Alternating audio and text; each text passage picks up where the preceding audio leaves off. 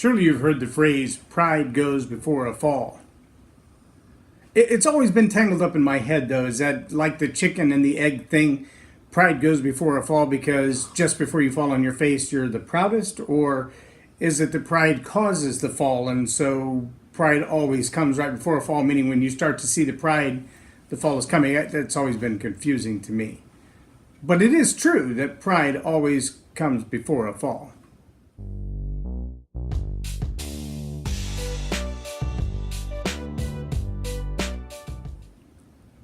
I'm J Loren Norris with Leading Leaders Podcast.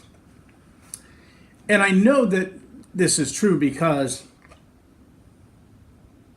pride has been my Achilles heel pretty much all my life.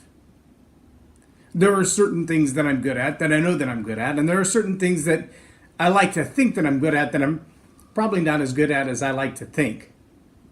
And I've always had this I've got to prove myself problem in my own life, and I've always tried to prove myself by comparing myself to people that are easy to compare with. And by that I mean, if I can compare myself to them because they can't do what I can do, then I always look better, even if it's only in my own eyes and nobody else cares.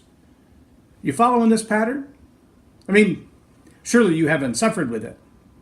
But I do know this, both from my own life and from watching other people around me. Pride causes a couple of problems. Number one, it causes nearsightedness, meaning you can't see as far down the road as you think you can when you have pride in your life. The accomplishments that you have planned out, your goals and your dreams and your successes, they're restricted in vision when you have pride in your life. It causes blind spots. Relationship blind spots, career blind spots, education blind spots. You think you know what you really don't know. In fact, there's a study that I've recently become aware of. It's called the Dunning-Kruger effect. It's pretty fascinating, really, because what it says is that usually people with really high intellect don't think that they are as smart as they really are because they just don't think that much of themselves. But people with low intellect are thoroughly convinced they know everything there is to know because they simply are not aware of what they don't know. 4 levels of consciousness. You don't know that you don't know. And then you know that you don't know. And then you know that you know. And then you're able to do it without even thinking about it because it just comes naturally. Most people operate in that arena of unconscious competence, meaning they can do it well without thinking about it, only in a certain number of areas of their life, like how do I drive home? They remember in muscle memory and habit how to get to the front door without thinking about which turn to take next.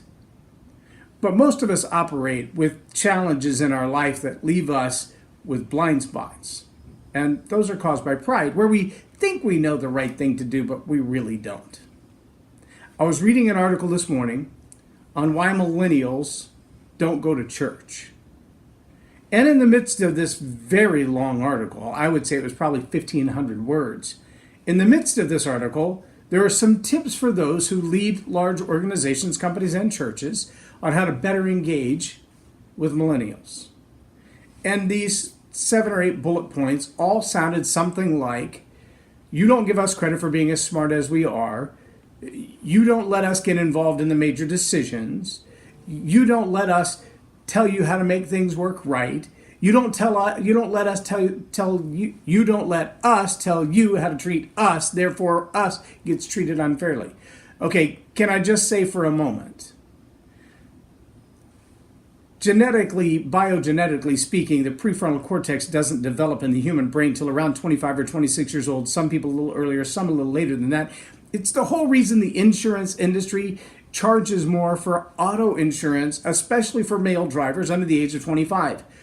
Their thinking isn't that clear. It's reckless, it's dangerous, their decision-making processes aren't as thorough, and that's not about your education level, your race, your background, or even the family you grew up in. It's the genetic fact.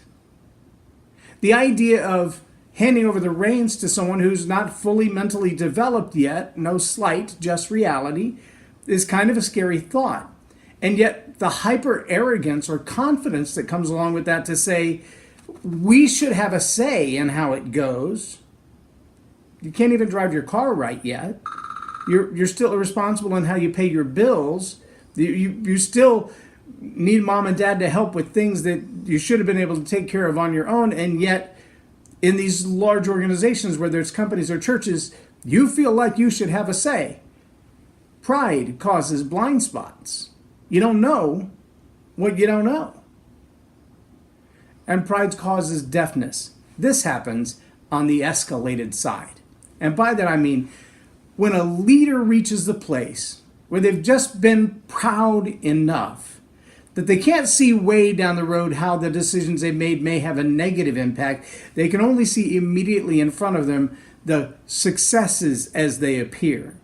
They've got the blind spots. They don't not see what they don't know. And now they become deaf, meaning they're not even listening to the people around them. Their ideas are all there is. It's my way or the highway. Perhaps you've heard it that way. That's the pride way. And if you are nearsighted with blind spots and you also become deaf, now you're isolated and the people around you can't even speak into your life to tell you that you're off track. They can't even speak into your life to tell you you made a mistake. And soon that's going to lead to your utter demise in your relationships, in your career, in your education path. It can destroy everything you've worked for up to this point. And it doesn't matter how old you are. Doesn't matter how much money you got in the bank. It doesn't matter how many things you've accomplished. If pride sets in and you become nearsighted, you can only see your immediate successes. You get blind spots and can't see what you don't know.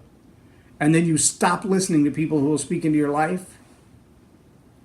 Your leadership days are numbered and your success is fragile. If you find yourself dealing with pride like that, it's time to find some friends who will speak into your life honestly. People who are fearless and recklessly in love with you enough to say, even if this damages our friendship, I'm going to tell you the truth. Because when you get past the pride, our relationship can be restored. But I can't watch you self-destruct and say nothing. We all need friends like that. And trust me, they're hard to find, especially when you're nearsighted with blind spots and you're not listening. I'm J Loren Norris with Leading Leaders Podcast from Tell It Like It Is TV. Have a great day.